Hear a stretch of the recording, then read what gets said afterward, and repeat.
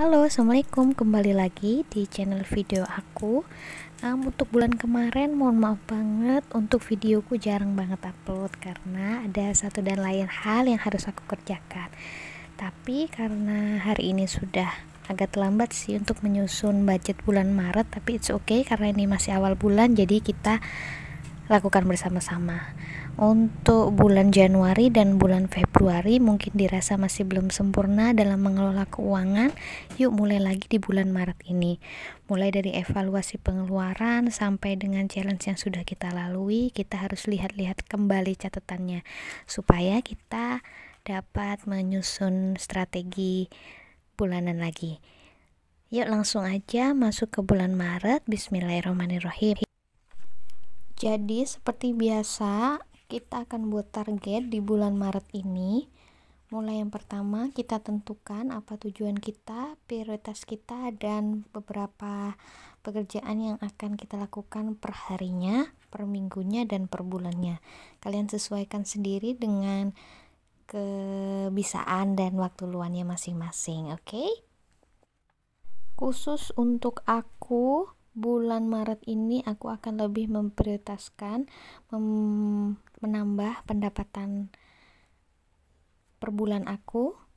Kemudian aku akan lebih prioritas ke makanan sehat, pola makan sehat, dan berolahraga secara rutin. Kemudian untuk tujuan keuangan aku akan lebih ketat lagi masalah mengumpulkan dana darurat, terus mengumpulkan beberapa sinking funds aku, dan beberapa rencana ke depan. Uangnya juga harus mulai dicicil sedikit-sedikit demi sedikit mulai dari sekarang. Untuk semua yang nonton video aku mulai dari awal sampai akhir, perlu diingat bahwa aku dilahirkan bukan sebagai seorang yang rajin menabung dan pandai mengatur keuanganku.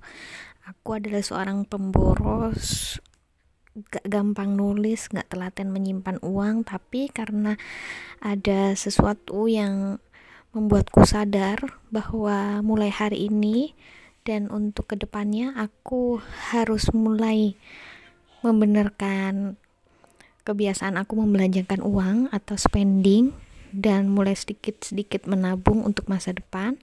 Jadi aku membuat video ini untuk motivasi aku dan semoga juga memberikan inspirasi kepada kalian supaya bisa mengambil sedikit manfaat dari video yang aku buat.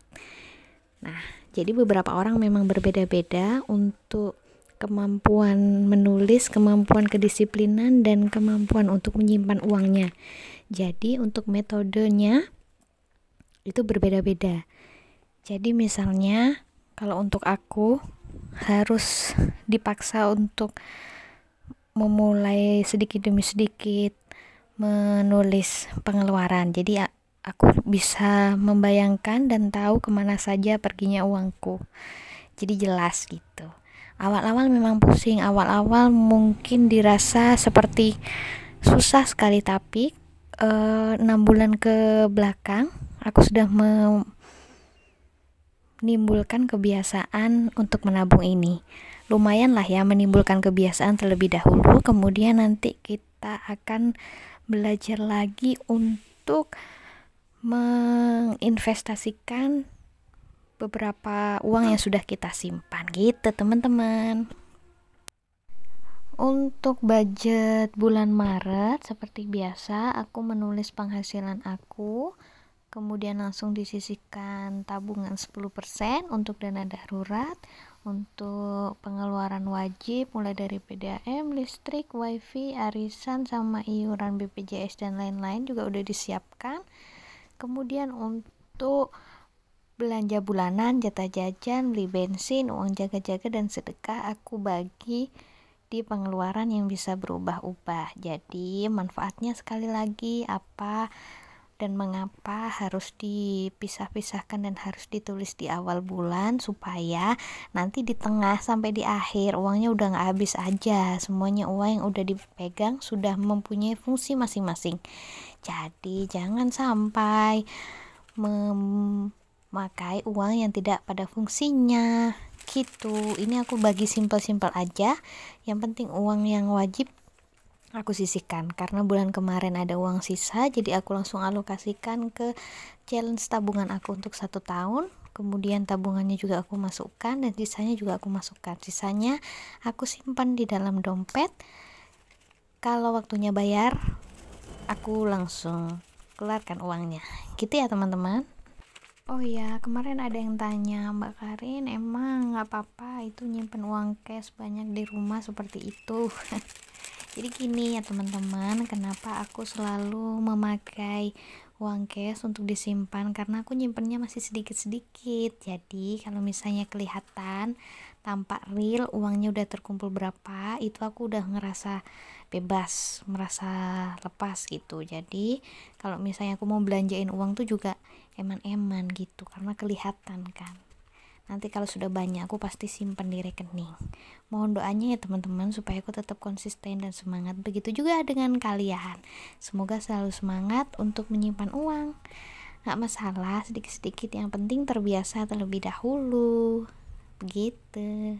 Karena sangat susah sekali untuk menurunkan gaya hidup, tapi kita pasti bisa untuk menstabilkan pembelanjaan kita gitu. Next, selanjutnya setelah menyimpan dan menulis semua pembelanjaan, kali ini aku akan membuat lagi tantangan menyimpan uang untuk membayar. Yang pertama ada pajak mobil, yang kedua ada pajak sepeda motor aku juga, dan yang ketiga ada pajak sepeda motor suami aku. Jadi setiap tahun itu kan pasti ada kewajiban kita untuk membayar kendaraan bermotor. Jadi ini juga harus dipikirkan supaya nggak terlalu berat ngeluarin uang. Aku mulai sedikit demi sedikit untuk menyimpan uangnya bulan per bulan. Jadi karena kemarin baru ingetnya pas 3 bulan terakhir untuk pajak mobil, ya udah deh, daripada terlambat aku mulai dari 2 bulan terakhir ini karena deadline-nya udah bulan 4 besok. Jadi aku harus sisihkan uangnya juga. Untuk pajak motor juga begitu, karena udah bulan ini harus dibayar, jadi aku juga bulan kemarin langsung aku sisihkan uang. Bulan ini pun juga aku simpen uangnya juga. Jadi semuanya sudah aman. Untuk satu lagi yang pajak satunya motor masih beberapa bulan ke depan, jadi uangnya masih belum ada, aku alokasikan untuk bulan berikutnya aja. Aku udah membiasakan untuk menabung sedikit demi sedikit apabila ada rencana misalnya ulang tahun atau beli keperluan aku di bulan depan, supaya tidak mengganggu pengeluaran yang sudah aku buat di awal rencana. Gitu aja ya teman-teman, terima kasih yang udah nonton. Dan bulan ini aku belanjanya nggak banyak karena stok bulan kemarin juga masih ada. Aku belanjanya juga nggak di supermarket, cuman di tetangga sebelah, tapi it's okay karena mereka juga menawarkan harga-harga yang berkualitas dan bersaing sama toko-toko yang besar di sana. Oke, terima kasih yang sudah nonton semuanya. Semoga kalian selalu sehat dan jangan lupa tetap berhemat, sabar, dan konsisten. Terima kasih. Assalamualaikum. Jangan lupa subscribe.